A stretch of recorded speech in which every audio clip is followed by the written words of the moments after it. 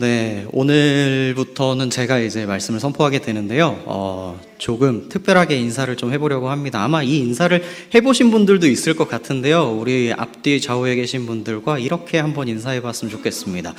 잘 되고 있습니다. 믿으십니까? 아멘. 네, 우리 민들레 교회는 잘 되고 있는 중입니다. 네, 앞으로도 더 잘 될 줄 믿습니다. 네, 오늘도 이렇게 오후 예배 함께 하신 여러분에게 큰 은혜가 있을 줄 믿습니다. 여러분은 삶을 살아가면서 영향력 있는 삶을 살아가고 계신가요? 저는 영향력이라는 이 단어만 들으면 내가 과연 어떠한 영향을 끼치고 살아가는가에 대해서 고민을 해보게 됩니다. 어떤 이들은 굉장히 좋은 영향을 끼치기도 하지만 어떤 이들은 그렇지 못한 삶을 살기도 하는 것이죠.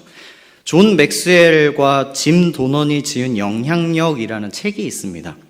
이 책에 있는 한 시인의 글이 소개되어 있는데 제가 잠시 읽어드리도록 하겠습니다. 오늘이 가기 전 내 삶은 수십 명과 만나겠지. 저녁 해가 지기 전 좋고 나쁜 수많은 흔적을 남기겠지. 내가 항상 바라는 소망, 내가 항상 간구하는 기도가 하나 있다오. 주여, 제 삶이 도중에 만나는 다른 삶을 돕게 하소서. 굉장히 은혜되는 시입니다. 사람은 영향을 주고 받고 살아갑니다. 근데 이 영향력이요, 어떨 때는 일시적이기도 하지만 굉장히 계속해서 지속되는 영향이 되기도 합니다. 여러분들은 가장 가까이에 있는 분들에게 어떤 영향을 끼치고 계신가요? 저는 늘 어린 시절부터 가지고 있었던 꿈이 하나 있는데 그 꿈은 나에게도 멘티가 있었으면 좋겠다 였어요. 멘티가 뭔지 아시나요? 내가 존경하는 사람, 내가 따르는 사람을 멘토라고 하고요. 멘토를 따르는 이들을 멘티라고 합니다. 그래서 저는 이러한 나를 따르는 사람들이 있었으면 좋겠다라는 욕심이 어린 시절 참 많았습니다. 옛날에 굉장히 유명했던 드라마가 있어요. 왕초라고. 혹시 아세요? 네, 제가 예전에 초등학교 때 별명이 왕초였습니다. 네. 네, 그 정도로 골목대장이 되는 거를 너무나 꿈꿔왔고 골목대장으로 살아가는 인생이 저에게는 가장 큰 행복이었습니다. 그래서 더더욱 멘티를 나의 곁에 꼭 두고 싶다라는 이야기가 저한테는 너무나 당연한 일이었어요. 어딜 가든지 나를 존경해 줄 수 있는 사람이 있었으면 좋겠다. 근데 그 꿈을 이루는 날이 왔습니다. 그게 바로 군 시절이었습니다. 군대에 입대를 하게 되었는데 저보다 한 달 후에 입대를 하게 된 교회 동생이 있었습니다. 그 교회 동생이 저와 찬양팀을 함께 하던 친구였습니다. 이 친구가 군인과 군인이 편지를 주고받는다. 어떻게 생각하시나요? 제가 이등병으로 한 부대에 이제 소속이 돼서 자대 배치를 받았는데 저에게 편지 한 통이 날라옵니다. 굉장히 낯익은 이름이었어요. 그 친구의 이름 석자였습니다. 똑같은 이등병이죠. 한 달 차이니까. 이등병이 이등병에게 쓰는 편지였습니다. 이 이등병이 쓴 편지를 제가 펼쳐보고 마지막 한 줄을 보고 굉장히 감동을 받았습니다. 그 편지의 마지막에 이렇게 쓰여 있더라고요. 나의 정신적 지주 홍건희 형에게. 와, 제가 이 글을 딱 읽자마자 너무나 감사한 거예요. 근데 이 친구를 우리 군대에 다녀오신 분들 중에는 아시는 분들이 계실지 모르겠는데 유튜브 영상에 실로암 쳐보면 아실 거예요. 유튜브 영상에 실로암 치면 이렇게 해병대가 막 이렇게 박수 치면서 하는 그 영상 있죠. 그게 저기 파주에 있는 오산리 최자실 금식기도원에서 6월 달만 되면 구국성회라는 걸 합니다. 거기 전국에 있는 장병들, 기독교인들이 모여서 집회를 합니다. 그곳에서 그 친구를 만나게 됩니다. 네, 그곳에서 그 친구가 굉장히 키가 컸어요. 제가 굉장히 짧잖아요. 제가 굉장히 짧은데 갑자기 이렇게 구국성에 가서 찬양을 열심히 하고 있는데 갑자기 뒤에 그늘이 지는 거예요. 그런데 누가 와락 앉길래 뒤를 확 돌아봤더니 그 친구가 있더라고요. 그 친구에게 나는 어떤 영향을 주었는가 굉장히 불안해지기 시작했습니다. 왜냐하면 이게 형으로서 올바른 본을 보이지 못하면 그 친구도 결국에는 내가 만약에 동생들에게 함부로 했다면 그 친구도 군대에 가서 자기보다 아랫사람한테 함부로 하겠죠. 그래서 저는 이 친구에게 너 군생활 잘 하고 있니? 굉장히 조심스럽게 물어봤습니다. 그랬더니 이 친구가 이렇게 얘기하더라고요. 잘하고 있어. 형처럼. 그 말이 더 무섭더라고요. 형처럼 잘하고 있다라는 게 도대체 무슨 말인가. 그래서 그 친구에게 다시 한번 물어봤습니다. 나처럼 한다는 게 뭔데? 라고 물어봤더니 모든 순간 하나님한테 기도하잖아. 저는 좀 유별났습니다. 제가 마치 제 자랑하는 것처럼 들리겠지만 저는 좀 유별났습니다. 아마 여기 구리시 민들레 교회가 이제 세워지고 구리시 남양주에 있는 중고등학교를 아시는 분들은 아실지 모르겠는데, 저기 남양주 도농역 앞에 가면은 동화고등학교라고 있습니다. 미션 스쿨이에요. 제가 동화고등학교 출신인데 동화고등학교를 가는 목적은 단 하나였습니다. 제가 중3 때 공부를 지지리도 못했거든요. 중3 때 공부를 너무 못해서 연합고사를 망치면은 못 들어가는 학교였어요. 근데 하나님의 은혜로 턱걸이로 딱 제가 문 닫고 들어갔습니다. 근데 이 학교를 제가 가야만 하겠다라고 마음을 먹었던 건 단 하나였습니다. 미션 스쿨이니까. 그곳에 가면 매주 체프를 드리니까. 매주 학교에서도 예배를 드릴 수 있는 것이 너무나 큰 기쁨이었습니다. 그래서 그 학교에 가서 저는 늘 아침마다 하는 행동이 있었습니다. 성경책을 펴놓고 꼭 한 장씩 읽었어요. 꼭 한 장씩 읽었는데 예전에 저에게 신앙을 많이 가르쳐 주신 전도사님께서 그런 얘기를 하시더라고요. 얘들아, 너네는 전쟁터에 갈 때 뭘 가져가겠니? 이랬더니 다들 막 총이요 칼이요 막 이러고 있을 때 전도사님이 딱 한마디 하셨어요. 성경책을 들고 가라. 우리의 무기다. 막 이렇게 이야기를 하셨는데, 그게 저한테는 굉장히 큰 인사이트로 다가와서 제 인생의 가장 큰 무기는 성경으로 중고등학교 때 늘 그렇게 보내왔습니다. 그래서 그 친구에게 제가 준 영향력은 바로 성경을 늘 옆에 두고 하나님께 물으며 사는 삶이었던 것이죠. 근데 굉장히 좋은 영향이었지만 제 스스로에게 있어서는 왜 자꾸 하나님께 물었냐면요, 제가 어렸을 때 굉장히 우유부단했습니다. 굉장히 우유부단하고 굉장히 소심하고 굉장히 겁이 많았습니다. 옆에서 누가 무서운 얘기 할라 치면 도망갔어요. 그 정도로 겁이 많았고, 지금은 안 믿기시겠지만 예전에 제가 그 학교에서 괴롭힘도 좀 당한 적이 있어가지고 3살 차 누나가 있는데 누나가 대신 싸우러 와주기도 했어요. 어떤 자식이야! 이래가지고 와서 대신 혼내주기도 하고 막 그랬습니다. 그러다 보니까 저에게는 하나님을 찾는다라는 것이 제 약함을 제발 도와주세요, 저의 부족함을 하나님 채워주세요라는 갈급함 때문에 하나님을 찾았던 것입니다. 하나님, 제가 선택을 못하겠어요. 하나님 선택하게 해주세요. 하나님, 제가 도저히 이걸 판단을 못하겠어요. 도와주세요. 그게 저에게는 가장 큰 꿈이었기 때문에 그렇게 물어왔습니다. 근데 저는 어떤 영향을 주었는가? 그 친구를 통해서 알게 되었죠. 어떠한 이유에서든 간에 하나님께 늘 물으며 사는 삶, 그것이 그 친구에게 주는 영향력이었던 것이죠. 근데 오늘 굉장히 큰 인물에 대해서 함께 나누려고 합니다. 성경에 느헤미야라는 한 인물이 등장을 하는데요. 이 느헤미야는 어떤 사람입니까? 느헤미야의 위치를 보면은요, 느헤미야는 왕 옆에 있었던 자입니다. 왕 옆에 굉장히 측근으로 높은 지위를 가졌던 자입니다. 그 옆에서 국사를 논할 정도로 측근이었던 거예요. 근데 그에게 있어서는 과연 나의 민족들이 힘들어하는 그 모습들이 눈에 들어왔을까요?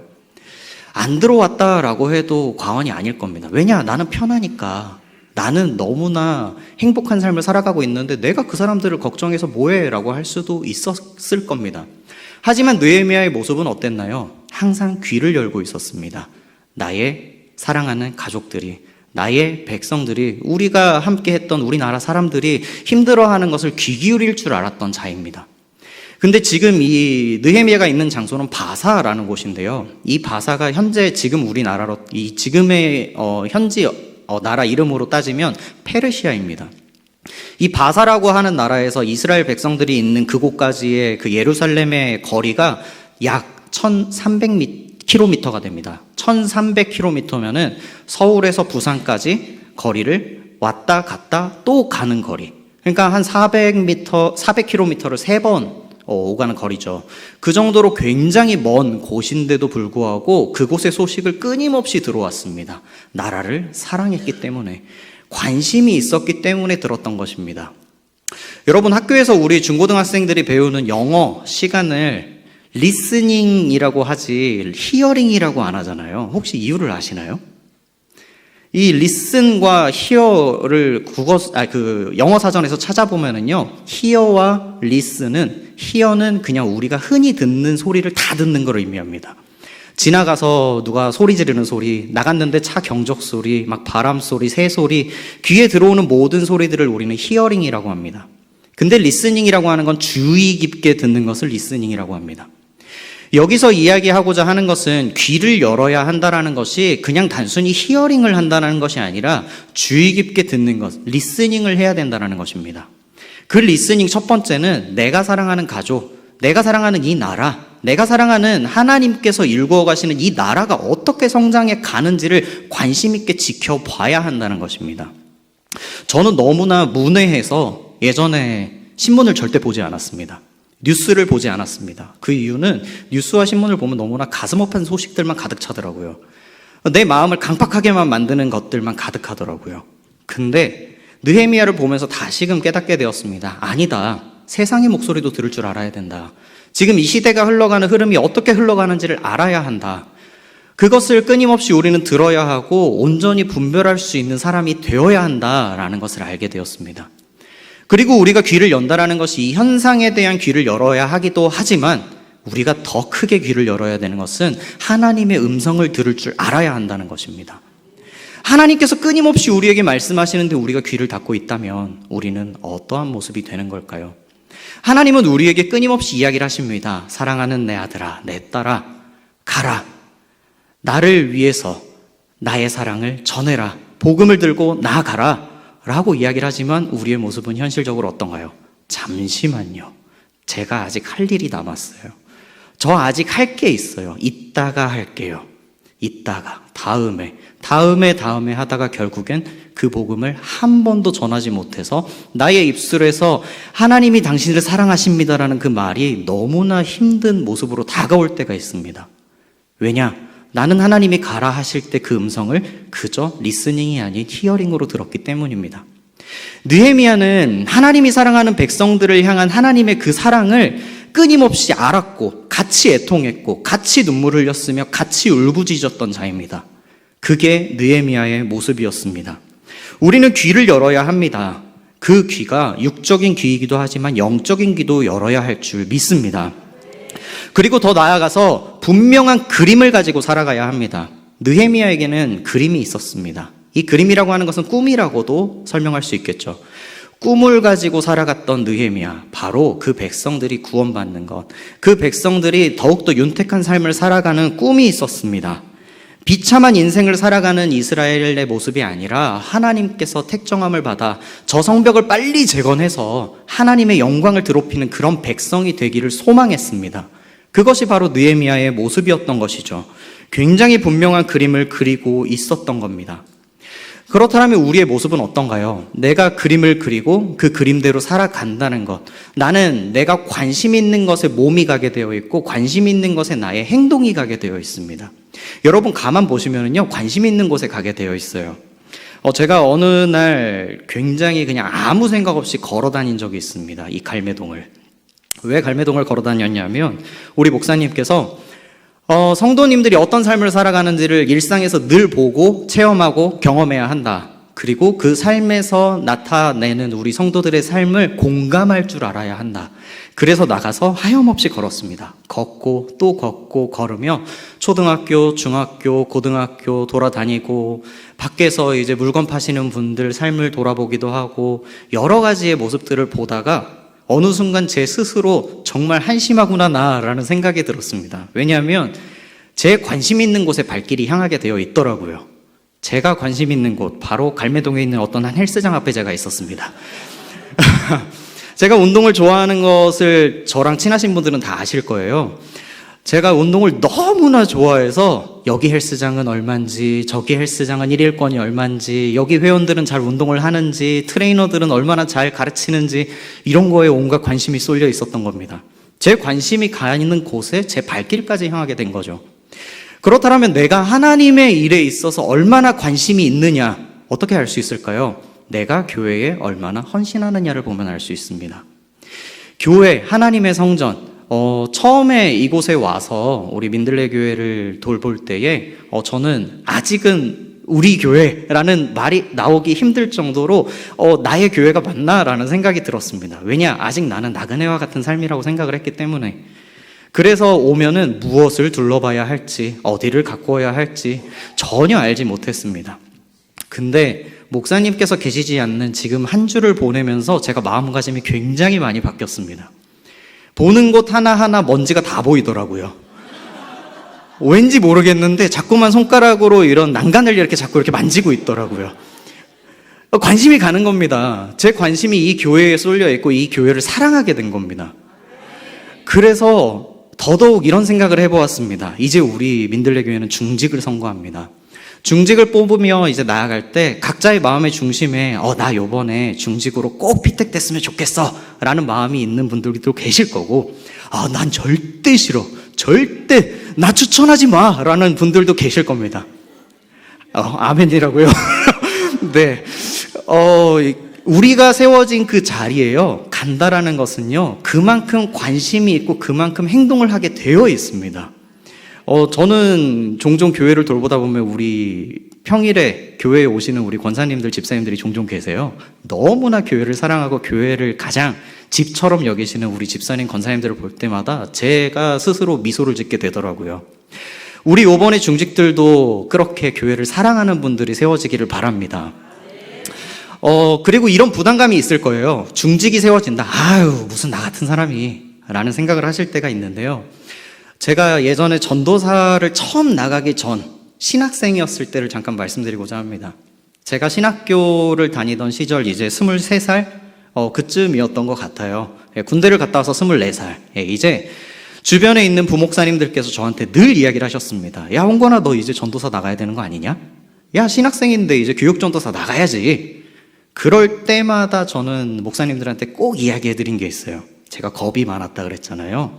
그리고 굉장히 우유부단했고, 목사님 저 아직 아닙니다. 목사님 저는 아직 한참 부족해요. 저 같은 사람이 어디 가서 우리 아이들을 지옥으로 보내려고요. 저는 그 정도의 마음을 가지고 절대 못한다고 이야기를 했더니 목사님 중에 한 분이 제 뒤통수를 갑자기 빡 치시면서 한마디 하십니다. 야, 정신 차려 임마. 네가 하냐? 하나님이 하지. 중직이 된다라는 것은요, 우리가 그 위치에 선다라는 것은요, 내가 하는 것이 아닙니다. 하나님이 하시는 겁니다. 내가 부족할 때에 하나님이 더 크게 일하시는 겁니다. 내가 부족하기 때문에, 내가 연약하기 때문에 하나님이 강하게 하신다라는 사실입니다. 하지만 내가 강하다면, 내가 할 수 있다면 하나님이 야, 우리 함께 일해볼까 하는 순간 이렇게 이야기를 할 겁니다. 하나님 잠깐만요, 내가 해볼게요. 하나님 나 충분히 할 수 있어요. 교만한 모습을 보인다라는 것입니다. 우리는 이제 중직들로 세워서 나갑니다. 중직이 되지 않더라도 우리 마음은 항상 교회에 있는 줄 믿습니다. 내가 세워진 그 자리, 나에게 맡겨진 그 자리, 거기에 맞는 달란트를 주신다라는 겁니다. 제가 그것을 몸소 체험한 그 한 사건이 있는데 그게 바로 선교단체에서였습니다. 저는 제가 예수전도단 출신인데 예수전도단에서 비전 트립을 간 적이 있습니다. 예수전도단에서 비전 트립으로 이제 인도네시아로 떠나는데, 보통은 비전 트립을 간다라고 하면 한 팀이 최소 10명 정도는 떠납니다. 근데 저희 팀은 하도 사람들이 인기가 없고 관심이 없어서 인도네시아 문서 선교라고 하니까 다들 오지를 않더라고요. 그래서 떠난 사람이 고작 4명밖에 되지 않았습니다. 그 4명 중에 한 분이 간사님이었어요. 그러면 결국에 학생은 몇 명이에요? 3명. 그러다 보니까 한 사람당 담당해야 될 게 너무나 많았습니다.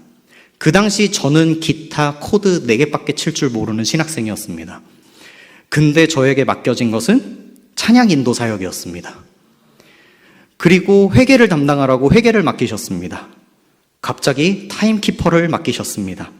갑자기 행정 리더를 하랍니다. 혼자서 인도네시아를 떠나 4개의 임무를 맡게 되었습니다. 저는 그때 무릎 꿇고 눈물을 흘리며 하나님께 기도했습니다. 하나님 어떡하죠? 근데 너무나 뚜렷하게 하나님이 마음의 중심에 주시는 말씀이 내가 한다였습니다. 그래서 그 자리에 떠나서 이제 인도네시아의 선교를 약 3주, 거의 한 달 정도를 보내다 왔는데 정말 오히려 제가 더 크게 은혜 받고 왔습니다. 제가 더 변화받고 제가 더 하나님이 크게 일하심을 경험하고 왔습니다. 여러분, 중직으로 세워지는 게 두려우신가요? 하나님이 하십니다. 여러분, 무언가의 직책을 맡는 것이 두려우신가요? 하나님이 하십니다. 느헤미야는 자기에게 맡겨진 일에 있어서 최선을 다했던 자입니다. 나라를 사랑했고 성벽을 재건하려 노력했고 그 그림을 뚜렷이 그 청사진을 이루기 위해서 달려갔던 자였습니다. 그리고 그자가 했던 것은, 그 선지자가 했던 마지막의 행동은 하나님께 모든 것을 맡기는 것이었습니다. 옛날에 굉장히 유명했던 내려놓음이라는 책이 아마 기억이 나실 겁니다. 그 내려놓음의 책을 아무도 보지 않더라도 혹시라도 서점에 가셔서 보신다면 겉표지만이라도 한번 읽어보셨으면 좋겠어요. 제가 겉표지에 있는 하나의 프롤로그를 보고 굉장히 큰 충격을 받았습니다. 거기 무슨 내용이 쓰여 있냐면 어떤 한 아이가 부모님과 함께 마트를 갔다고 합니다. 그래서 마트에 가서 내가 갖고 싶어하는 물건을 가지고 엄마 나 이거 사줘 라면서 마트에 이제 따라다녔대요. 그러다가 이제 계산대에 왔는데 그 물건을 내려놓질 않는다는 겁니다. 계산을 해야 내게 되는데 이미 자기 거라고 계속 붙들고 있는 겁니다. 그게 자기 게 맞나요? 아직 내게 아니라는 거죠. 그래서 그 책의 이야기가 하나님 앞에 온전히 내려놓았을 때 하나님이 그것을 컨펌하시고 내가 내려놓고 하나님께 주었을 때, 하나님께 드렸을 때 하나님이 그것을 사용하게 하신다는 겁니다. 여러분 혹시 욕심 가운데 내가 할 수 있다라고 손에 쥐고 계신 게 있으신가요? 모두 내려놓으시길 바랍니다. 그러면 분명 하나님께서 놀랍도록 일하실 것입니다. 제가 오늘 앞서서 여러분들과 인사했습니다. 잘 되고 있습니다 라고. 이 잘 되고 있습니다라는 인사말을 너무나 하고 싶었습니다. 왜냐하면 제가 이 이야기를 목사님께 먼저 말씀을 드렸는데 혹시 여러분 얼마 전 미국에서 에즈버리 대학교에서 집회를 했던 거 아십니까? 그 미국에 있는 에즈버리 대학교에서 집회가 시작되었는데 그 집회가 무슨 집회였냐면 대학생들이 함께 모여서 예배를 드리고 찬양을 드리고 말씀을 듣는 그런 집회였습니다. 근데 그곳에 성령의 불이 임한 겁니다. 그곳에 성령의 불이 임해서 계속해서 1분 1초도 쉬지 않고 24시간 예배를 드리는 것이 약 3주간 이어졌습니다. 너무나 놀라웠기에 이것을 실시간 중계를 합니다. 그래서 한동안 제가 작년에 있었던 그 교회에서 목사님들이랑 유튜브 영상을 통해서 그 영상을 끊임없이 봤습니다. 궁금했습니다. 왜냐하면 이게 단 한순간에 그냥 타오름인지 영원히 타오르는 성령의 불인지 너무나 궁금했습니다.